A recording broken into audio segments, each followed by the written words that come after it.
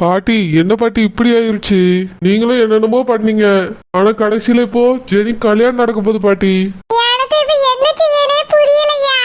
எப்படியாவது இந்த கல்யாணத்தை நிறுத்திடலாம்னு நினைச்சேன். அதனால இப்படி ஒரு திட்டத்தை போட்டேன். பாட்டி நீங்க அன்னைக்கு நெஞ்சு வலின்னு சொன்னதுக்கு பதிலா இன்னைக்கு நெஞ்சு வலின்னு சொல்லி இருக்கணும். அப்போ கண்டிப்பா கல்யாணத்தை நிறுத்திருப்பாங்க.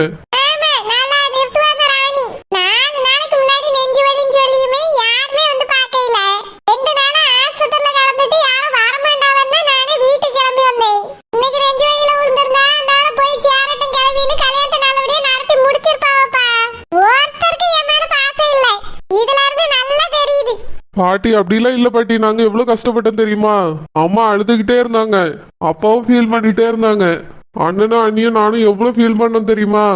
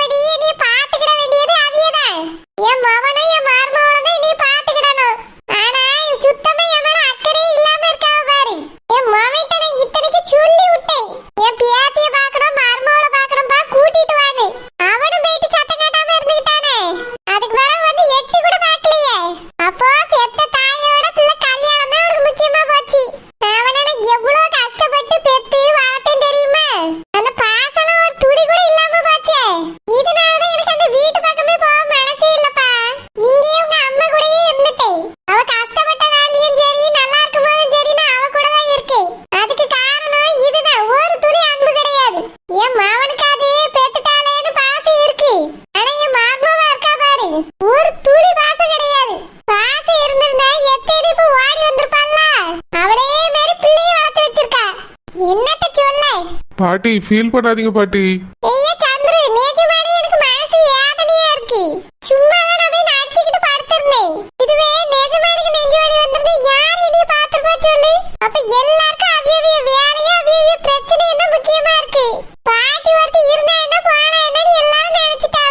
அப்படிலாம் இல்ல பாட்டி, நாங்க அப்படிலாம் நினைக்கல.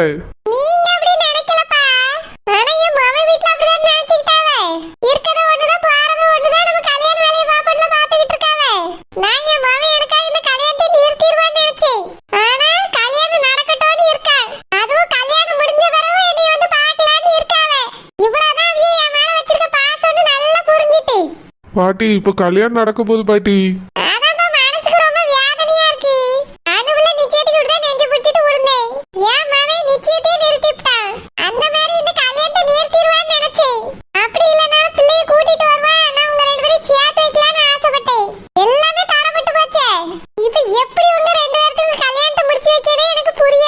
பாட்டி அப்ப என் வாழ்க்கை அந்த மூக்காய் கூட தானா?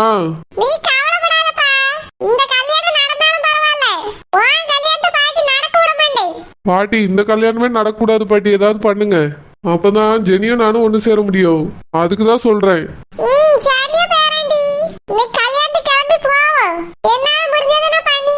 பாட்டி நானுமா கல்யாணத்துக்கு வரணும்?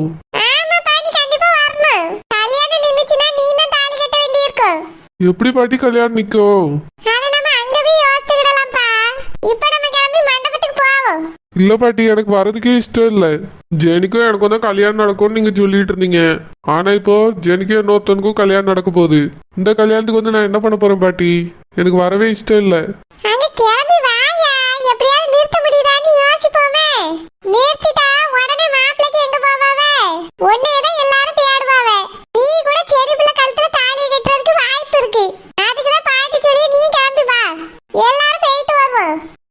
சரி பாட்டி.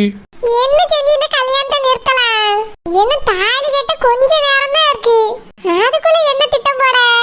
தங்கச்சி வரட்ட அவட்ட ஒரு வார்த்தை கேப்போம், அவதான் சரியான யோசனை சொல்லுவா. செல்லம்மாக்கா வாசுப்பா, என்னாச்சு? அந்த கல்யாணம் நின்னு போச்சா? அது எங்க நின்னுச்சு? இன்னைக்கு கல்யாணம் நடக்கதான் போகுது. என்னது கல்யாணம் நடக்க போதா? சரோஜாக்காம ஹாஸ்பிட்டல்ல படுத்திருக்காவ. எங்க ஆஸ்பத்திரியில படுத்திருக்காவ, வீட்டுக்கு வந்துட்டாவ. என்னது வீட்டுக்கு வந்துட்டாவளா? ஏன் என்னாச்சு? அதை எங்க கேக்குறிய? பேத்தி வந்த உடனே பேரங்கையில பிடிச்சு கொடுத்துட்டு மயங்கிருவேன்னு சொன்னாவல்ல. பேத்தியா வீட போய் பார்க்கலையா? ராணியக்காவ வீட போய் பார்க்கலையா? அப்படியா? ஆமாக்கா, கல்யாணம் முடிஞ்ச பிறகு மாப்பிள்ளையும் மணியும் கூட்டிட்டு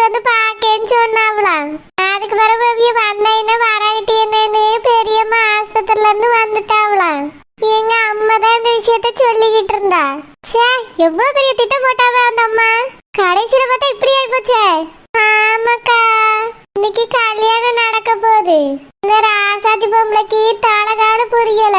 நேத்து 12 மணி வரைக்கும் அங்கதான்க்கா இருந்தேன். வீட்லயா? இல்லக்கா, மண்டபத்துல. அப்படியா, ஃபங்க்ஷன் நடந்துச்சோ? நான் கல்யாணம் நின்றுக்கோன்னு நினைச்சிட்டு வீட்லயே இருந்துட்டேன். மாமியா காவியா அதை பத்தி ஞாபகமே படுத்தல. கல்யாணம்லாம் நிக்கலக்கா, இன்னைக்கு நடக்க போகுது. அவிய ஹாஸ்பிட்டல்ல இருந்து வீட்டுக்கு போயிட்டாவலாம். எல்லாரும் கல்யாணத்துக்கு வருவாங்கன்னு எங்க அம்மா தான் சொன்னா. ராணியக்கா இப்படி பண்ணிருக்க கூடாது. மாமியார ஆஸ்பத்திரியில சேர்த்து வச்சிருக்காவ. ஒரு 8 போய் பார்த்துட்டு வந்தாதான் என்ன? இதே இடத்துல என் மாமியாரா இருந்துன்னு வச்சுக்க, மயங்கி விழுந்திருந்தாலும் என்னைய 2 மிதி மிதிக்காம போவாது. ஆனா சரோஜாக்கா அம்மா ரொம்ப சாஃப்டா தான் இருக்காவ. ஆர்மாவில அவியலுக்கு மிரட்டி வைக்கவே தெரியல. அதனாலதான் அந்த ராணியக்கா இப்படி பண்ணியாவ. ஆமாக்கா, நீங்க சொல்றது சரிதான். அந்த ராணியக்காக்கு கொஞ்சம் கூட சலிச்சவியே இல்லை இந்த ராசாத்தி மேடம். அவிய வீட்டுக்கு பொண்ணை கட்டி கொடுத்துட்டு அவிய நல்லா அனுபவிக்கட்டும். நம்ம ஏன் இதுல வருத்தப்படணும்? ஆமா சில்பா, அதுவும் கரெக்ட் தான். நான் கூட முதல்ல இந்த கல்யாணம் நடக்க கூடாது, நின்னு போயிடணும் தான் நினைச்சேன். ஆனா அந்த ராணியக்காவும் ரொம்ப மாச மனைவியில தான் இருக்காவ. சொந்த மாமியாருக்கு நெஞ்சு வலி வந்திருக்கு. அதை கூட போய் பார்க்கணும் அவங்களுக்கு தோணல பாரு. இவ மகளெல்லாம் அந்த ராசாத்தி வீட்டுக்கு கட்டி கொடுத்துட்டு கஷ்டப்படணும். அப்பதான் இவங்களுக்குலாம் புரியும். ஆமாக்கா, எனக்கும் அப்படிதான் தோணுச்சு. அதனாலதான் நான் எதுவுமே யாருக்கிட்டையும் பேசல. நீங்க நேத்து வரல, அதான் கல்யாணத்துக்கு வந்துருங்கன்னு சொல்லிட்டு போறதுக்காக வந்தேன். ஆமா ஷில்பா, நீ இப்ப வந்து சொல்லலன்னா நான் கல்யாணத்துக்கே வரமாட்டேன். கல்யாணம் நின்று போச்சு, நான் பாட்டுக்கு வீட்டுல இருந்து வேலையை பார்த்துட்டு இருந்திருப்பேன். நல்ல வேலை வந்து சொன்னேன். சரிக்கா, நான் போறேன், நீங்க சீக்கிரமா வாங்க. ஷில்பா, 2 பேரும் ஒன்னாவே போலாமே? நான் வேலையில முடிச்சிட்டு வாரேன். இல்லக்கா, அந்த ராசாதி பொம்பளை ஏசம் விடிய காலமே வந்துருன்னு சொல்லிச்சுக்கா. நானே கொஞ்சம் லேட்டா தான் போறேன். இதுக்கே என்ன சொல்லுமோ தெரியல. நான் போறேன்க்கா, நீங்க சீக்கிரமா புறப்பட்டு வாங்க. சரி ஷில்பா. நான் கல்யாணம் நின்னு போச்சுன்னு நினைச்சிட்டு இருந்தேன். ஷில்பா நடக்க போதுன்னு சொல்லிட்டு இருக்கா. பாவம் சரோஜாக்கா அம்மா ரொம்ப கஷ்டப்பட்டாவ. ஆனா கடைசியில இப்படி ஆயிட்டே. யாரு என்ன நினைச்சாலும் நடக்கிறது தான் நடக்கும். என்னக்கா இது இப்படி ஆயி போச்சு? எவ்வளவு பிரயாசப்பட்டு இப்படி ஆயிட்டேக்கா. எனக்குலாம் இதை நினைச்சு நேத்து ராத்திரி உறக்கமே வரையில. உனக்கே இப்படி இருந்தா எனக்கு எவ்வளவு கஷ்டமா இருந்திருக்குமா தங்கச்சி? மனம் உளைச்சல் ஆயி போச்சு. என் பேரன் சொல்லி சொல்லி புலம்பியான். அவன் மனசுல ஆசையை வளர்த்து விட்டு இப்ப இல்லைன்ன உடனே எனக்கு ரொம்ப கஷ்டமா போச்சு. எனக்கு நினைச்சு ராத்திரியில உறக்கமே வரலமா தங்கச்சி. நான் வேற மாதிரி நடக்கும்னு நினைச்சேன். ஆனா எல்லாம் தலைகீழ நடந்துட்டு. உங்க மாமி ஏங்க இப்படி இருக்க? பொண்ணாட்டியும் பிள்ளையும் மிரட்டியாவது கூட்டிட்டு வர வேண்டாம்? கல்யாணம் அவ்வளவுக்குள்ளே முக்கியமா போச்சு? பெத்த தாய் தாங்க முக்கியம். அதுக்கு பிறகுதான் எதுவா இருந்தாலும். ஏன் அவன் என்னமா செய்வான்?